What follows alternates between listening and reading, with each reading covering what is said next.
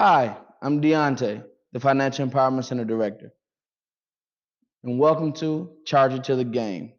Learn how to play the credit card game and learning how the credit game works.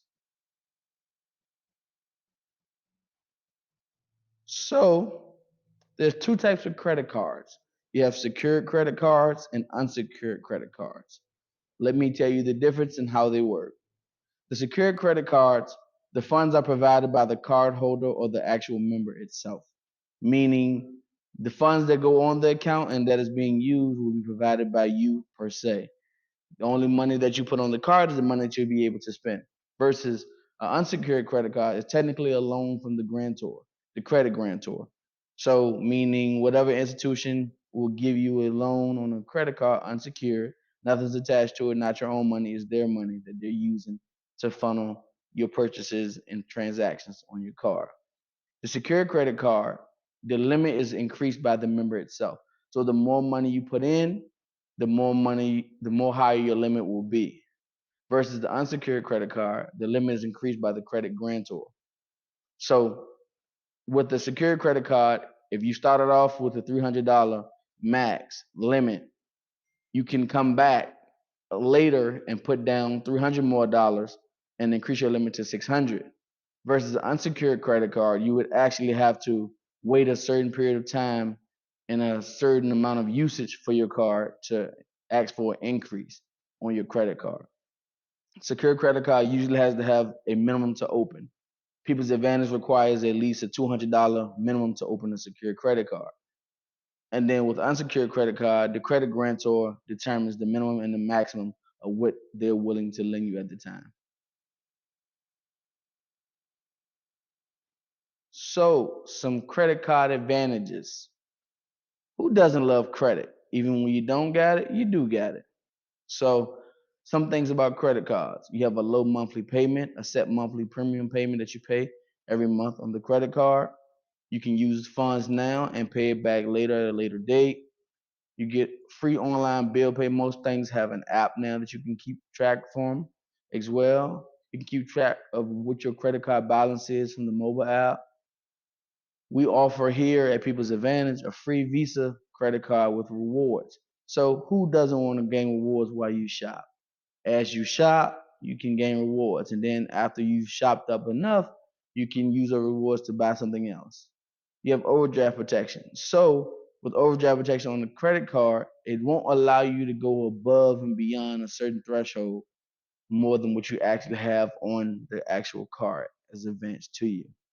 No cost, 24-hour access to a mobile banking app with us if you have a credit card with us. And then you can use your credit card worldwide. So it can be utilized wherever you want it to be, wherever you want it to be. And then there's no early payoff penalty. So if your payment is due on the 25th of each month, you still can actually pay it off your total balance early if you want to, and there's no penalty for it. But there's so much more to credit cards as well.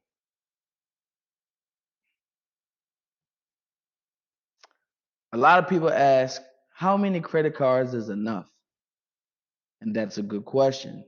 There isn't a set or required amount of cards to actually have. My rule of thumb is 4 to 5 max. Two major credit cards, two small credit cards. And now here's some examples. A People's Advantage credit card, which is a major credit card. Chase, which is a major credit card. Capital One, which is a major credit card. Self, Fingerhut, and Lowe's are minor credit cards, meaning those credit cards most likely can be used only at those places, whether it be Fingerhut or Lowe's. And Self Build is a self-secured credit card to help you build your credit where it is. But only obtain what you can manage. If you can only manage two credit cards at a time, stay with two credit cards. Don't exceed it listening to people telling you, hey, you need X amount of credit cards to establish credit. One credit card can help you establish credit.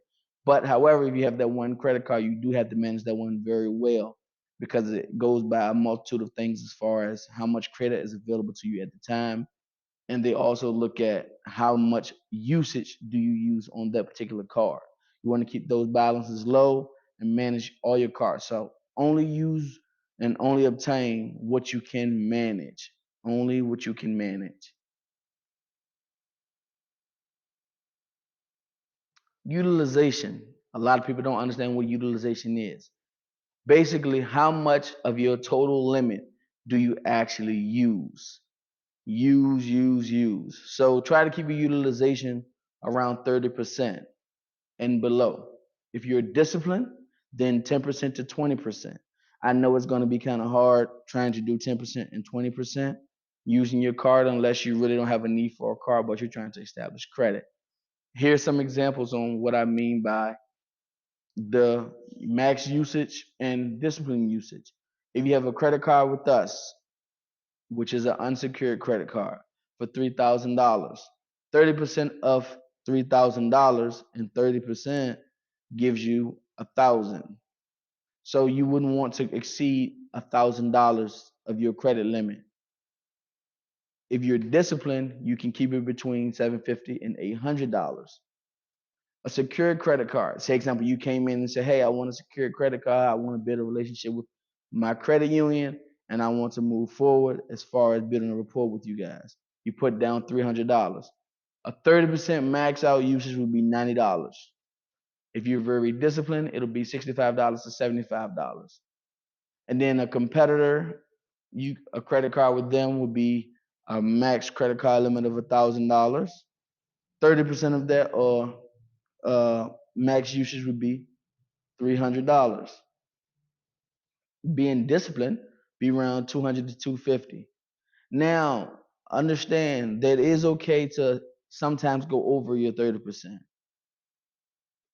What you have to realize that the utilization is needed. So they want you to use your card, but they also don't want you to rely on the card itself. If you continuously rely on the card itself, it hurts your score and it hurts your chances of also getting the increase at a later date. So you have to be mindful of that. It's okay to go above the 30%. You can give it 50%, but make sure you're continuously paying it down and you're also standing below the 30% mark when they report at the end of each month.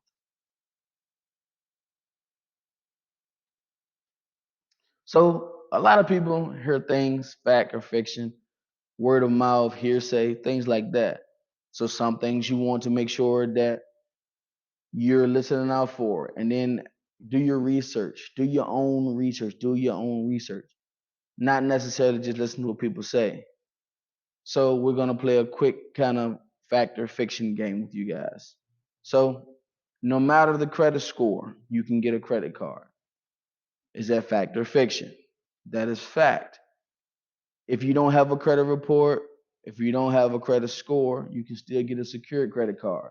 Secured credit card is your own money, so you always can get a credit card no matter what.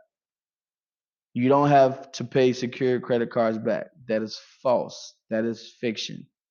Fiction being because the money's secured in a place. As you spend it, you have to pay it back, and it starts back at a zero again. Interest on credit cards don't matter. That is fiction. They do matter. The more you spend, the more interest you are charged as well if you don't pay it off in full or below the utilization rate. Fact or fiction, 30% affordability. They want you to stay below the 30% mark. So that is fact. Think about that. 30% and below, they don't want you to utilize the card to the point where you're relying on the card to survive. A secure credit card has to stay secure forever. That is fiction.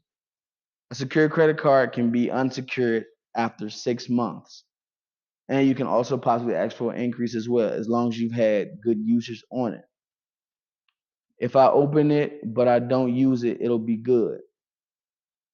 That is fiction.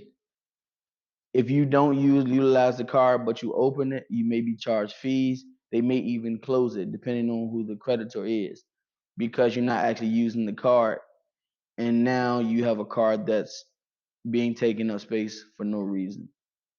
How having too many credit cards will hurt your score. That is fiction. You can have 1,000 credit cards. If you can manage them and keep them in good balance and usage utilization rates, then that's fine. It won't hurt your credit score. New credit hurts your credit score. A lot of new credit, things that you open within the last 18 to 24 months. Checking my credit score hurts my score. If you have a hard pull, it will hurt your score. That is fact.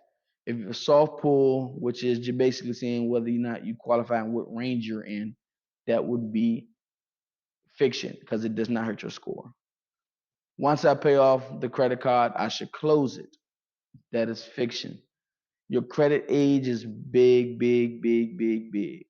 So you don't want to close out any credit card that you had or any credit account that you've had over 18 months because that's your credit life. And it hurts your score because you're closing out available lines of credit and credit available to you at the time.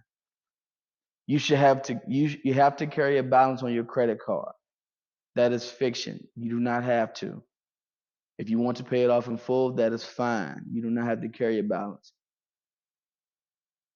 I need a high credit limit to build real credit. That is fiction. You do not need a high credit limit to build real credit. You can actually build credit with a $300 limit. It's all about how you pay your bills, your utilization rate, and how well you pay on time and things of that nature. And lastly, if I max out my card, they will automatically give me an increase. That is fiction. That is fiction. That is fiction. If you max out your card and you're not paying on it, then they will most likely contact you and it will also hurt your score as well. But I have seen some instances where you max it out and they do increase it depending on the nature of the request. So here's a scenario. Imagine you have a surplus of tangible money, meaning your paycheck, and you have a bunch of miscellaneous bills. Imagine if you have a $3,000 credit card with minimally monthly payments of $45, right? So that one credit card is a $45 a month payment towards it for the minimum. There's a $3,000 max on it. These are your miscellaneous bills that you have to pay. Utilities bill, which is 130, car payment, which is 350, gym membership, which is $25, Netflix or Hulu, which is $25, monthly gas, which is $200, and entertainment, which is 150. This totals up to around 880. Now imagine if you haven't used your $3,000 credit card at all. In this situation, you have your paycheck, which is your tangible money. Life happens every day. Why not prepare for it? Pay all of your miscellaneous bills with your credit card, meaning pay all of those bills totaling up to 880, put it on your credit card. Once you put it on your credit card, instead of making the minimum $45 payment towards your credit card, you would actually send more. So even after paying all of these, you are still not at the 30% mark utilization. Instead of using your tangible money to pay the bills, you keep it in your pocket and pay more towards the monthly payment instead. Instead of paying the minimum monthly of $45, you could pay $250. So imagine paying $250 towards the 880 and continuously paying more as you go forward. But if you pay 250 on the 880, your utilization goes down from under what it was now to even lower because you put 250 towards it. And you still have your tangible money from your paycheck that you can actually use.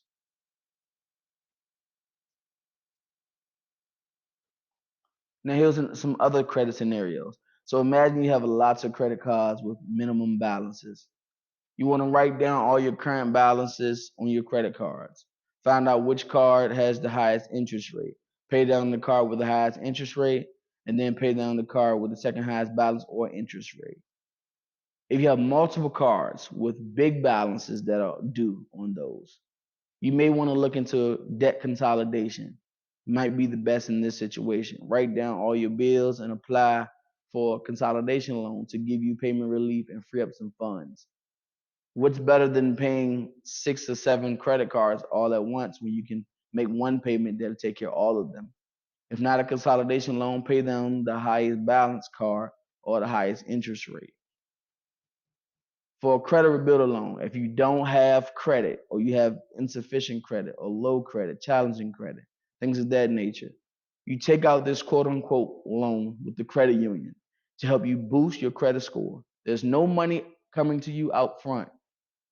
Pick your terms from the time to amount, so it can be between 6 months to 12 months, and it can be 500 to 1500. By doing this, you show on-time payment history and consistent payment history, which will allow you to gain points on your score. You pay yourself to save. Once the term and the amount has been met, the funds are then reversed back into your account of your choice, and now you have paid yourself to save, and your score has went up.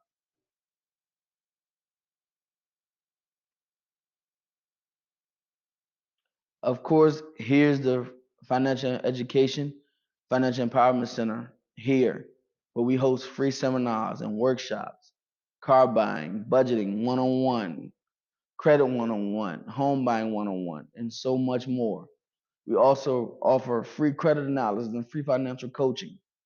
So, as you again, my name is Deontay with People's Advantage Federal Credit Union, and I'm the Financial Empowerment Center Director here. We offer free financial education in one-on-ones with you.